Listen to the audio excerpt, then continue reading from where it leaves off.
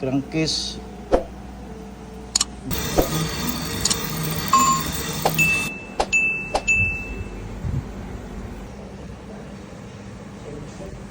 Okay, this is Kawasaki 300 Ultra LX outboard engine. Crankcase badly damaged, burn bearing. So the cranks as well, the crankshaft burn. So now they're going to do a missing restoration and rebuild for this outboard engine crankcase. Okay, the truss also as well, also very bad damage. So this one, main housing number 3 together with the truss washer. So we have to do, we don't do welding. We do welding because due to this one is very thin, can distort and bend. So we have we may encounter problem if this one will bend. So now what we're going to do is we do the bearing shell or sleeve. We put sleeve this thing. We counterbore bigger, this two, and then we make the sleeve using this 6 series aluminum. 6 series aluminum, this thing. So we're going to make this thing as a bearing shell. Put sleeve here, split sleeve, one on the upper and the lower crank. So this thing we go a very complicated machining process that we're going to do. To start the machining process. Okay, now we're going to counterbore this main housing. So we're going to put the sleeve, the one we do. So we put the bearing shell. So this one we have to do, make bigger, and then do the count for the truss also.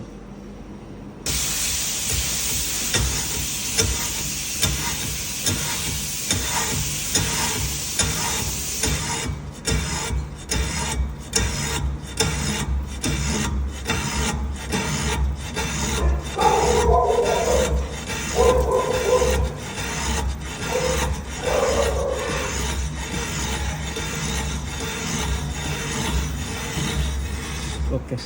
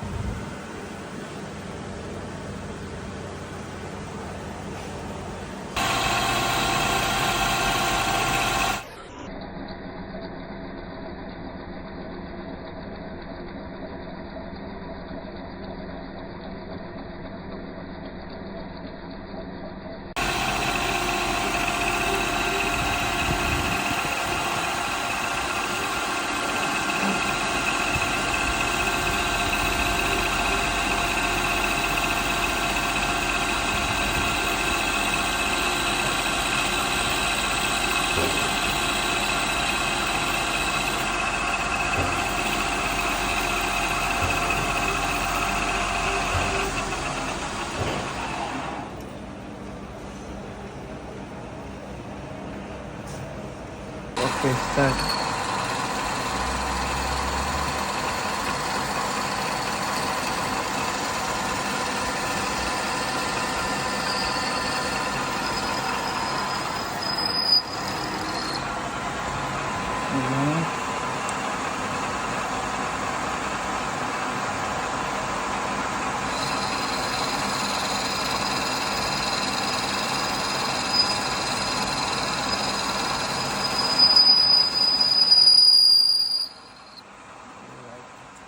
Initial.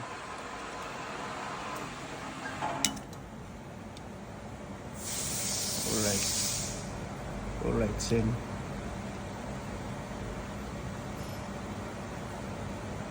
Alright.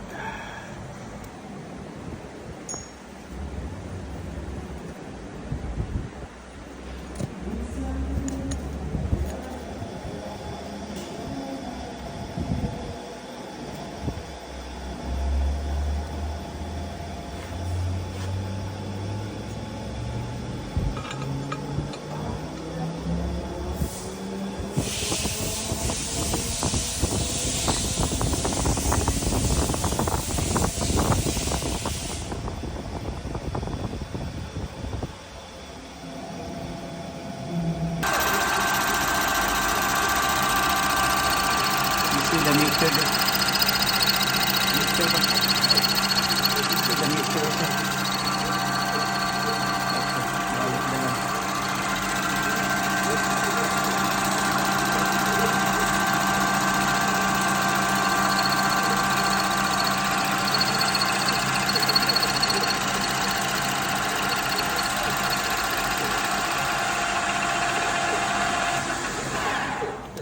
Very nice. Alright, thank you.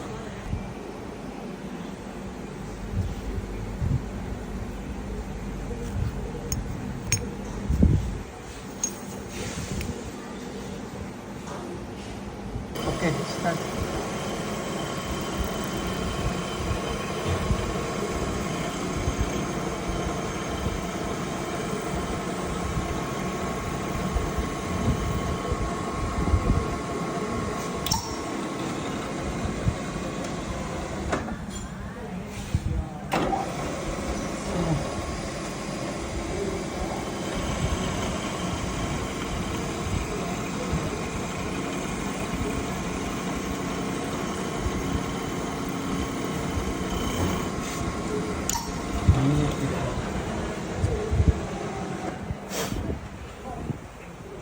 Sana, papaya sana.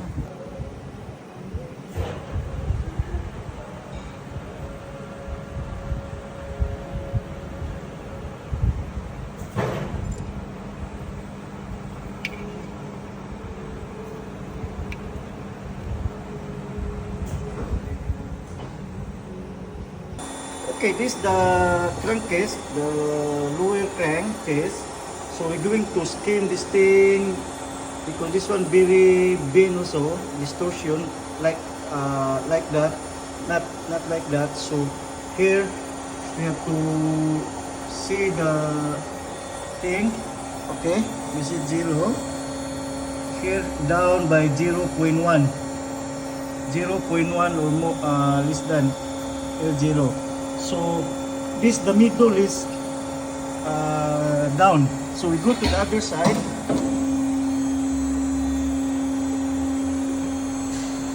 Okay, see this one very bad. Here 0. Here also 0. But the middle, see this one how many? Around, okay, 0. See. So this one 0.35 higher, this portion, the side. So the middle is down, very bad down. So 0.35 higher. Okay, so that's why this one we install already the slab, the bearing shell. So we're going to skim this thing, have to skim, make it flat so that this one, these two upper and lower crankcase will sit nicely and we can So after that, this one we have to do the oil seal also remove because we skim this thing 0.3. We have to bore also this oil seal after line boring. So the adjustment on the screw, they have to modify also on the screw. So this one a lot of modification, very complicated job. So this one also will work, but very complicated and very intense job. Alright, so now we're going to skim this lower crankcase and this one also this one we're going to skim also the upper crankcase. We install already the bearing shell. Alright, we skim first the one. Okay, we skim already, start skimming 0.05. So this one here very down.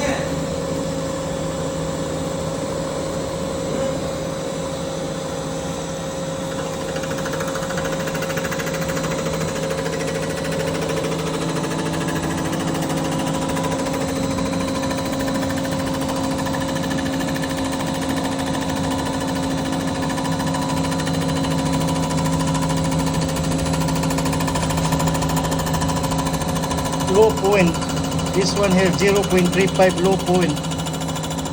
Okay, so the middle as well. So this one we have to make it flat or almost flat, this thing, that after we torque can sit nicely the screw flat nicely with the upper and the lower crankcase.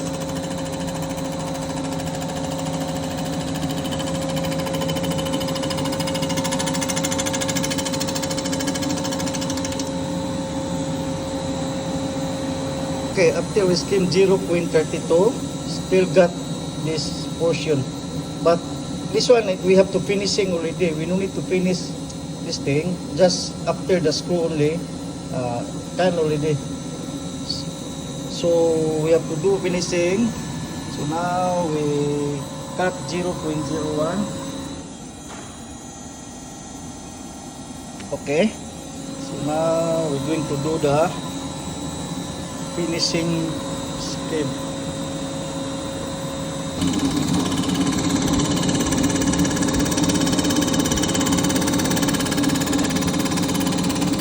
Finishing. So we skim 0.33. So this one no need to finish this under the low point. Here almost finished already. So this one just after the screw, okay already. Can sit nicely after tightening already.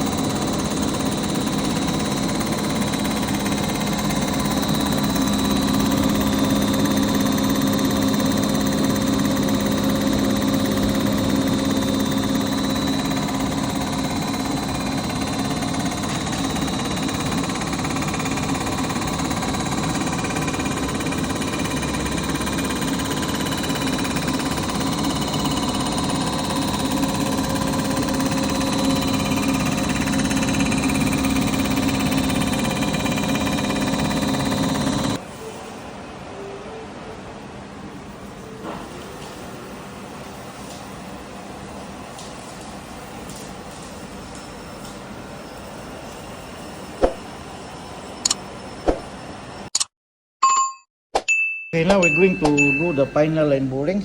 We already put the sleeve, install everything. So actually the shell, bearing shell or the sleeve we do, I put screw here to lock the thing, the truss, because this one is very crucial. This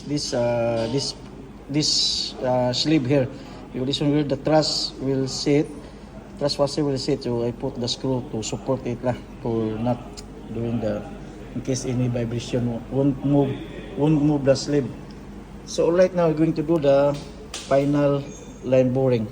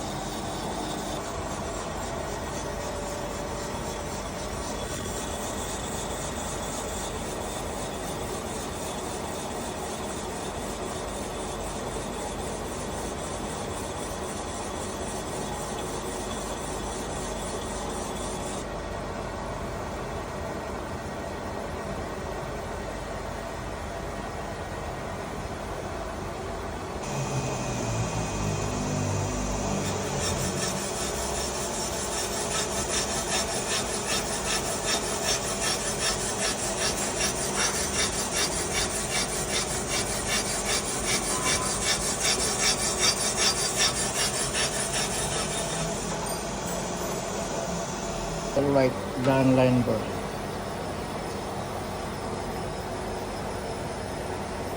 Very nice.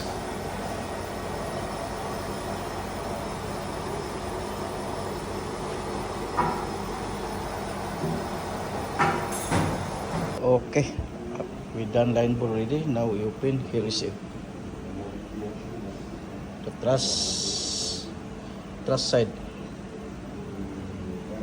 The lower crankcase. Very nice. All around already. Nice.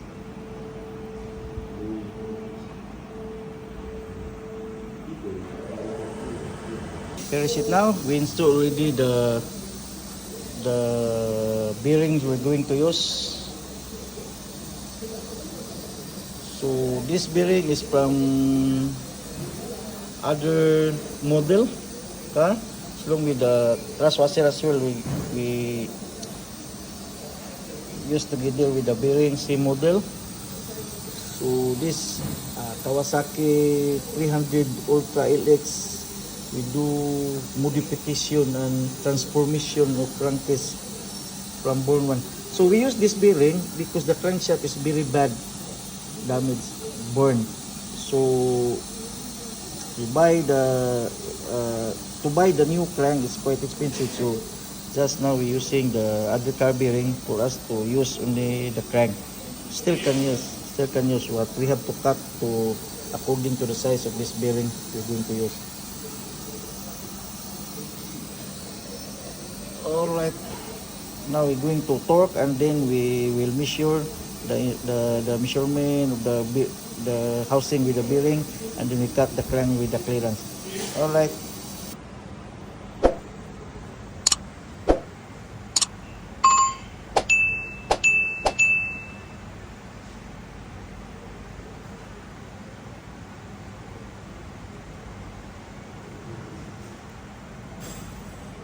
To grind this crank, we have the measurement already.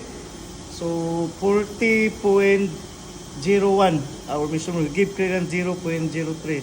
The crankcase with the bearing is 40.04. So we give clearance 0.3, so 40.01. So this one, see, very bad burn. Number 3, all this thing bend. So now we're using the other different car bearing. So 1 mm, we need to cut this one 1 mm from this one, from standard measurement of this crank. So now we start. Alright.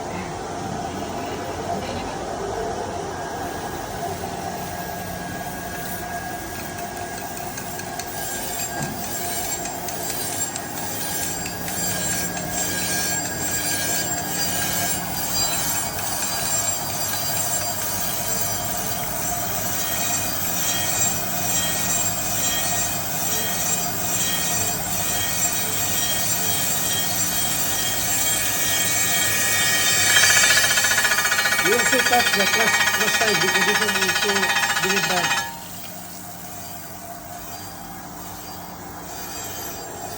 Alright, thank you.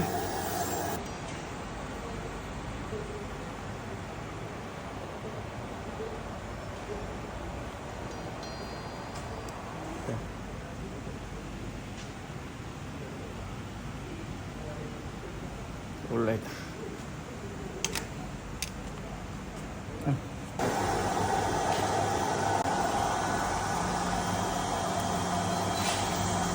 So now is 40.03. So we're going to cut another 0.2 final finishing. So now 40.01 our final measurement.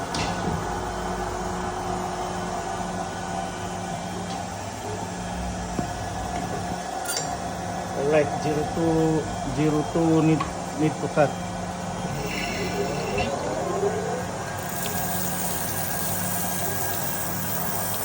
Final grinding.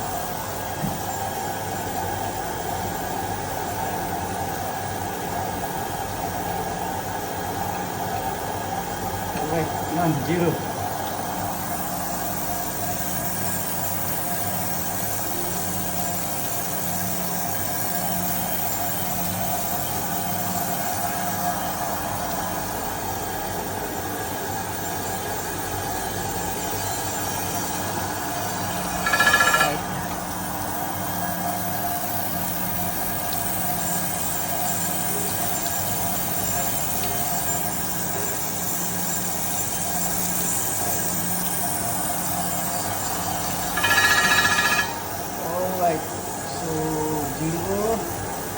Now we're going to measure.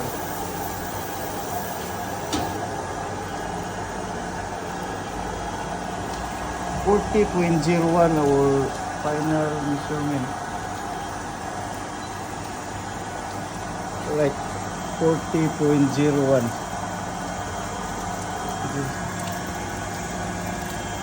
Alright, this can done with the grinding.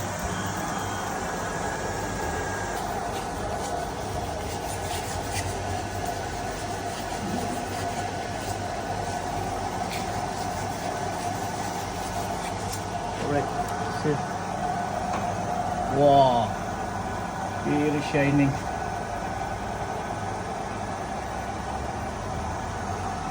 Okay, after grinding and polishing, here is it.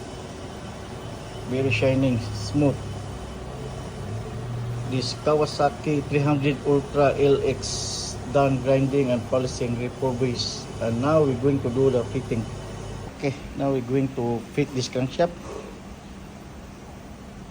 Check the spinning and the clearance. And fitting, grinding, modification, now spinning. Very nice. Check spinning, very nice. So this Kawasaki 300 Ultra LX restoration of the crankcase with the crank returbourness done.